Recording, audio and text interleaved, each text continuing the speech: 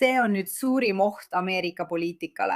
Ja segas algas kui nišigrupp inimesi, kes tundusid täiesti hullumeelsed, kui nad on süstemaatiliselt loonud viisi, kuidas Ameerika poliitikas domineerida. Nad võidavad ja neil on hullumeelsed ideoloogiad. Nimelt tahavad nad lihtsalt ameeriklasi alla tõmmata. Ja täna räägime DSA-st, millega sa võib-olla veel tuttav ei ole, aga varsti saad tuttavaks, sest nemad kaaperdavad Ameerika poliitikat ja see on uskumatult hirmutav. Ma mõtlen, lihtsalt kuulake mõnda nende esindajat. Teate, meil on ainulaadne vastutus tegutseda otse impeeriumi südamest, otse koletise kõhust. Kõige tähtsam asi, mida me teha saame, on see impeerium seestpoolt maha võtta. Meie roll on lõpuks hõlbustada omaenda impeeriumi läbikukkumist nii nagu me suudame ja lõpuks omaenda impeerium pukutada. Imperialism, Ameerika Ühendriikide imperialism ei ole asi, mida saaks reformidega kõrvaldada. See tuleb kukutada revolutsioonilise võitluse kaudu. Ja ehitada üles massiline liikumine, mis suudab kasutada töötajate mõjuvõimu, et Ameerika imperialism välja lülitada. Siin Ameerika impeeriumis. Olgu, see on video Canary Missionilt. Ja inimesed ütlevad põhimõtteliselt, et nad tahavad Ameerika kukutada, minnes otse koletise kõhtu ja hävitades impeeriumi seestpoolt. Nüüd, te võite neid veidrikke vaadata ja mõelda endamisi, et kes nad on ja miks me peaksime neist hoolima. Miks me peaksime nende pärast muretsema? Ei. Need inimesed muutuvad tõesti legitiimseks. Ja neil on väga läbimõeldud plaan, kuidas seda teha. Ma mõtlen, kuulake lihtsalt seda DSA kaasesimeest ja mida ta räägib. Me kandideerime demokraatidena. Me oleme demokraatliku partei nime all. Me osaleme eelvalimistel. Ja kui nad on seadusandlikus kogus, siis nad kuuluvad demokraatliku partei fraktsiooni. Aga me ei nõustu sellega, kuidas demokraatliku partei juhtkond oma partei aparaati korraldab või juhib. Seetõttu püüame iseseisvust kasvatada, keskendudes vabatahtlike juhitud liikumisele. Meie arvates peaks igaühel olema võimalus saada väljaõpet ja saada kellekski, kes saab poliitilises protsessis osaleda. Kui sa ei saanud aru, mida ta just ütles, siis ta mõtles, et ei, me ei nõustu demokraatidega üldse. Me oleme sellest palju vasakpoolsemad, aga me peame kuidagi võimu saama. Nii et me lihtsalt liitume nende nimekirjadega ja loodame, et meid valitakse sisse ning meid valitaksegi. Nemad ongi need. No oleme sellega harinud islamistide puhul, aga näha neid hullumeelseid, äärmuslikke, sotsialistlikke, kommunistlikke pööraseid tegelasi seda valjud välja ütlemas, tähendab, et nad ei karda enam. See tähendab, et nad on selle plaaniga juba aastaid tegelenud, mida nad alguses haudusid. Ole vait, ühine, ära eriti seostu. Aga nüüd tunnistavad nad avalikult, et tahavad kaaperdada ja üle võtta demokraatliku partei. Ja nii ongi kõik meie, kes oleme istunud ja mõelnud, et ma ei saa päris hästi aru, miks vasakpoolsed nii äärmuslikuks lähevad. Tundub, et DSA võib selle taga olla. Aga mida DSA tegelikult usub? Poisid, see pole nii. Väsinud üksi istumisest. Te ei üllatu, kui seda kuulete. Meil on uus platvorm, mille kohe läbi loeme. Aga ma tahan, et te kuulaksite Nate Friedmani, kes just käis mõnda neist inimestest integreerimas. Ma nägin üht statistikat, mis on teie jaoks hämmastav. Rohkem kui pooled noored ameeriklased eelistavad nüüd sotsialismi kapitalismile. Nii et kui saaksid vaadata kaamerasse ja anda 30-sekundilise lühitutvustuse, miks sotsialism on parem kui kapitalism? See ei ole nii, eks? Kas sa oled väsinud üksi istumisest ja sellest, et sul pole kellegagi rääkida?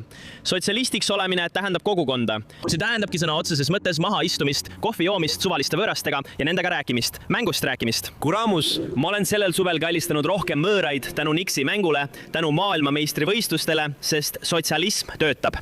Need on need ühisvaatamised, mida Soran korraldas.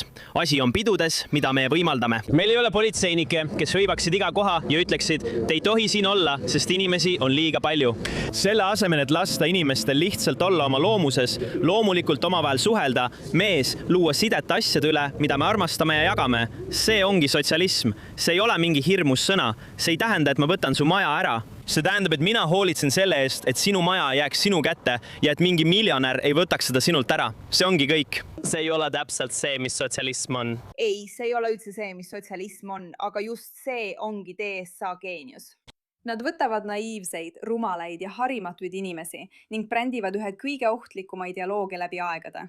Nii et kas sa oled üpsik, ole meie sõber. See on nagu nad oleksid uurinud, millega noored inimesed kõige rohkem maadlevad. Üksindusega. Olgu, võtame oma hunnumeelsed teooriad selle kohta, kuidas me peaksime selles maailmas elama ja kujundame need lihtsalt ümber. Pakendame need ümber üksinduse teemaks. Ja kui me peame andma oma lühikese müügijutu sellest, mis on sotsialism, siis see kõlab umbes nii. Tule, sa saad oma sõpradega aega veeta. See on ohtlik, sest see on geniaalne. Ja praegu... Mida sa Mom Donist arvad? See on temal olemas. Ma arvan, et see on Mom Donni jaoks päris hea päev. DSA on läinud 3. On Donni aeg olla elus ja terve. DSA-l on õnnestunud saada 3 sotsialistliku kongressi kandidaati oma eelvalimised võitma, nii et sa pead seda kuulama. Sa saad aru, miks see kõlab ahvatlevalt. Jutt on lihtne. Ma takistan su üüril tõusta. Ma kaitsen sind ahnete üüriländjate eest ja hoian sind sinu kodus. Ometi on see sotsialist Mom Donni ajal, kui New Yorgi linna mediaanüür jõudis kõigi aegade kõrgeima tasemeni. Peaaegu $5300 kuus. Nii see juhtubki. Esiteks külmutab Mom Donni ligi 1 miljoni korteri üüri. See tähendab, et üürileandjal on seaduslikult keelatud hindu tõsta, isegi kui on vaja teha remonti või maksud tõusevad. Nii ei suuda mõned üürileandjad korterit enam hooldada. Siis tuleb viimane samm. Valitsus võtab kontrolli enda kätte ja nimetab seda sotsiaalelamuks. Aga see tähendab lihtsalt seda, et riik kasutab enda loodud kriisi ettekäändena, et võtta omanikult eraomand ära. Kõige tähtsam on see, et oma jutus ei vajada ühtegi fakti selle kohta, et sotsialism oleks parem. Mis on kasulik, sest see pole kunagi töötanud. Ma mõtlen, see on hirmutav. Väsinud. Millest väsinud? Mida sa arvad? Jaani? Ma arvan, et see on minu jaoks päris hea päev. Kas sulle tundub, et see on nüüd pigem sotsialistlik partei või demokraatlik partei? See on demokraatlik partei. Ma mõtlen, ma ise olen rohkem vasakpoolsel spektril DSA-s, aga põhimõtteliselt oleme demokraatlik sotsialistlik partei. Me oleme osa. Kas sa näed seda? Me oleme demokraatlik sotsialistlik partei. Me lihtsalt püüame demokraatia üle võtta. Nüüd ei ole ainult parempoolsemad inimesed need, kes tunnevad DSA käitumise pärast väga suurt ebamugavust. Lisaks sellele, et nad avalikult ja otseselt mitte ainult ei valeta oma uskumuste kohta, vaid hävitavad elemente ja võidavad, tunnevad vasakpoolsed inimesed, et nende liikumine on kaaperdatud. Sest kui sa ei ole radikaalne äärmuslik vasakpoolne, siis see ideoloogia ei tööta sinu jaoks. See ei tööta sinu jaoks üldse. Ja Van Jones on praegu tegelikult selle teema esirinnas. Ma tean, ma nägin. Et seda süüdistust maha jahutada. Meie eesmärk on täielik hullumeelsus. Kuula seda. Ma tahaksin näha noorte liikumist tegemas seda, mida ta teeb trumpismile. Ta avales hiljuti selle video, kus ta räägib, kuidas ta tunneb DSA suhtes ebamugavust. Loeme selle kiiresti läbi. Ma olen väsinud sellest, et mulle öeldakse, et progressiivne olemiseks pean nüüd vanduma truudust hulludele ideedele. Ma olen tugev demokraat, kellel on Bostonis võidukas ajalugu. Ma olen pühendunud progressiivsetele ideaalidele ja poliitikatele, kriminaalõiguse reformile, rohelisele uuele kokkuleppele ja nii edasi. Need on ideed, mille eest olen kogu oma täiskasvanu elu võidelnud. Aga mõned inimesed sellistes gruppides nagu DSA suruvad peale päevakorda, mis on neist ideaalidest kaugel. Nende terrorismi toetamine ei ole progressiivne. Hamas, ei politseid, ei vange, ei piire. See ei ole progressiivne. Tsiviilisikute tapmise tähistamine ei ole progressiivne. Need ideed on tagurlikud. Kui politseid ega vangeid ei oleks, kui keegi sinu naabruskonnas võiks teha mida iganes tahab, samal ajal kui poliitikud kiidavad heaks terroristlikke gruppe, kas see oleks sinu jaoks edasiminek? Ei, see oleks samm tagasi. Need on tagurlikud ideed. Teisest küljest, kui igaüks saaks arsti juurde enne haigestumist, saaks tasuta ja hea hariduse ning hingaks puhast õhku, kas see oleks edasiminek? Jah, need on progressiivsed ideed. Need ei ole üks ja sama asi ning see erinevus on oluline. Nii et ta teeb terve video, kus räägib DSA ja demokraatide tegelike uskumuse erinevusest ja kuula seda. See telefon on terve päeva helisenud. Mõlema partei kubernerid, mõlema partei senaatorid, demokraadid esindajate kojas helistavad ja tänavad mind selle eest, et ütlesin välja selle, mida kõik on kulisside taga rääkinud. Nimelt, et see asi läheb liiga kaugele. Ma olen progressiivne demokraat. Teate, tahate rääkida vanglareformist? Olen seda teinud sama hästi kui igaüks vabariiklastest demokraatideni lõunas, koos Trumpiga. Olen teinud vanglareformi. Ma pole kunagi öelnud, et vanglaid ei peaks olema. Kuhu te panete Ku Klux Klani? Vaadake, ma ei ole Van Jonesi isiklikul tasandil suur fänn, kuigi ma arvan, et mõnes tema ideoloogias on tal täiesti õigus, aga mõnes asjas eksib ta. Aga fakt, et vasakpoolsed hakkavad nüüd mõistma, et DSA kaaperdab tõepoolest nende gruppi. Vaadake, see pole isegi liialdus. See ongi see, mida nad tegelikult ja selgesõnaliselt ütlevad. Kuulake Van Jonesi. ma olen terve oma elu oodanud, et näha noorte liikumist tegemas seda, mida ta teeb. Aga nüüd on selle üle võtnud inimesed, kes toovad sisse hullumeelseid ideid, toetavad terroriste. Hullumeelseid ideid, et meil pole vaja politseinikke ega vanglaid. Me ei saa kedagi välja saata, isegi kui nad kedagi vägistavad. Kes seda ütles? Chevalier. Kui me ei suuda eristada õiget valest, head halvast, kui me ei suuda eristada progressiivseid ideid tagurlikest ideedest, siis liigume trumpismi suunas, mööda sama teed, mis on muutnud Vabariikliku partei äratundmatuks kestaks iseendast. Ja ma keeldun laskmast sellel nendega juhtuda. Ja teine probleem. Vaadake, kuulake poisid. See ei ole enam missi probleem. Teil on inimesed nagu mina. Ma mõtlen, meie eesmärk on vabanemine. Kes propageerivad neid hullumeelseid ideoloogiaid.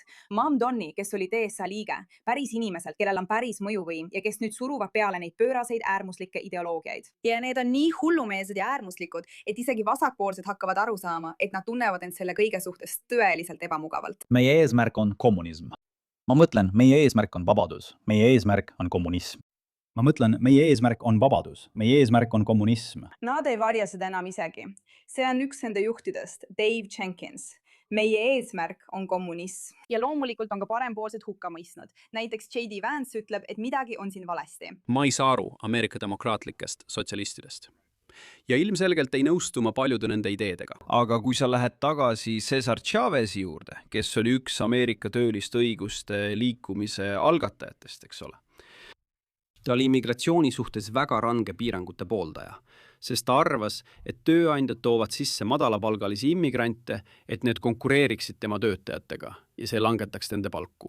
Ja ometi DSA, kes väidab, et hoolib töötajate palkadest, on sõna otseses mõttes nagu avatud piire pooldav organisatsioon.